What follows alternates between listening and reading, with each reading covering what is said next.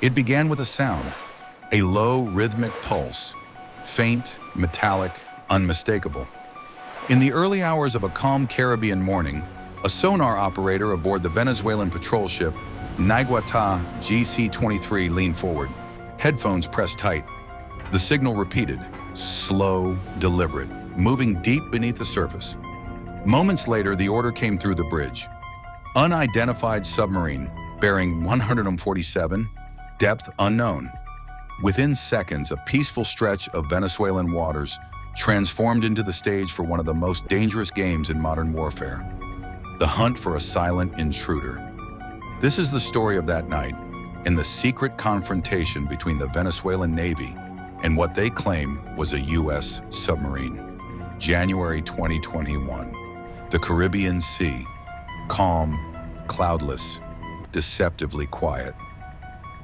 Venezuela's Navy had been running a standard coastal patrol south of the island of Orcala, an area known for both its beauty and its strategic importance. Beneath those turquoise waters lies one of the region's busiest undersea corridors, a path used by international navies for intelligence gathering and covert surveillance. At 2:46 a.m., Naiguata's sonar picked up a contact, faint but clear, roughly 15 nautical miles inside Venezuelan territorial waters. The contact didn't respond to hails or broadcast pings. It maintained depth and course, silent and steady. For naval crews, there are few moments heavier than realizing something is down there. Watching, listening, recording. Within minutes, the patrol ship went into anti-submarine protocol. Engines dropped to silent running, sonar buoys deployed, depth sensors recalibrated. The unidentified sub was roughly 70 meters deep, moving north-northeast at 8 knots, a signature consistent with an American Los Angeles-class nuclear-powered attack submarine.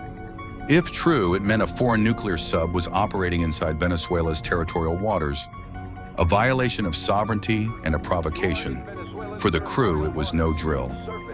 Captain Cardenas, commanding Naiguata, ordered a slow approach and a broadcast on emergency maritime frequencies. Unidentified submerged contact. This is Venezuelan Navy vessel Naiguata. You are in territorial waters. Surface immediately. There was no response, just that pulse, that heartbeat from the deep. For the next 40 minutes, Naiguata shadowed the contact. The sonar operator tracked the echoes as the sub changed depth and direction. Subtle, professional maneuvers designed to evade detection. At 03:25, the sub turned sharply toward deeper water. That move told the Venezuelans two things. It was definitely manned. It was leaving, but not in a hurry. The chase began. The Venezuelan crew armed their Mk-46 torpedoes, not to fire, but to signal readiness. Flare lights cut through the Black Sea. Helicopters from Base La Orchila were scrambled, deploying dipping sonars into the waves. But the sub was clever. It dove below 300 meters, beyond the effective range of most Venezuelan sonar systems. Then, silence. The sea went still, no echo, no contact, nothing. For most navies, that would have been the end. But Captain Cardenas wasn't ready to let go. Using thermal imaging and magnetic anomaly sensors, Naiguata began a grid search. Slow, methodical, relentless. Every ripple, every anomaly was logged.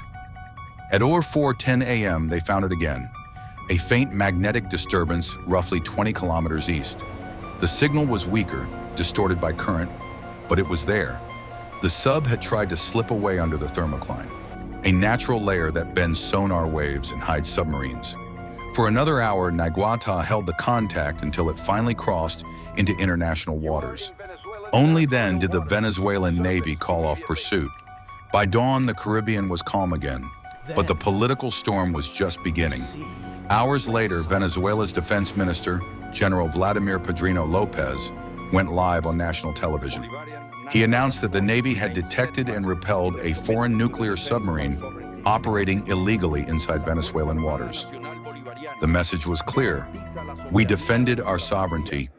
Washington denied the accusation immediately. Pentagon officials called it false, fabricated, and routine propaganda. But analysts noticed something unusual. The U.S. Navy quietly adjusted patrol schedules for its Los Angeles and Virginia-class submarines in the Caribbean region days later. Coincidence or caution? Satellite tracking data from civilian observers showed increased U.S. reconnaissance flights over the same area during the days that followed, possibly verifying what the Venezuelans had detected. To intelligence experts, the event fit a pattern. The Caribbean had become a silent chessboard where submarines from multiple nations monitored each other, tested boundaries, and gathered electronic intelligence. For the U.S., surveillance of Venezuela's military communications and undersea cables is standard procedure. For Venezuela, each incursion feels like an act of defiance. But there's more at play. Beneath these waters run critical fiber optic cables connecting South America to the global internet.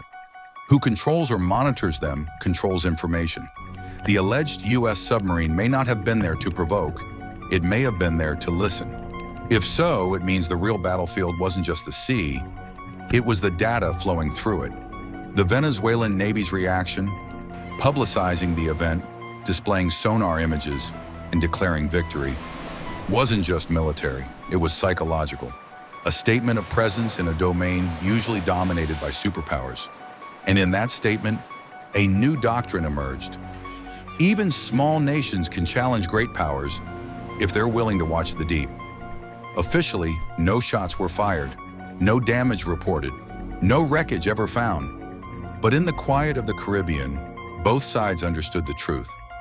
Submarine encounters are like whispers between nations, heard by few, denied by all, remembered by everyone involved. Whether it was a real U.S. submarine or a misidentified contact will remain debated. But one fact is undeniable. Venezuela's detection forced both navies to reveal their hand, if only for a moment. And in modern warfare, that moment is everything.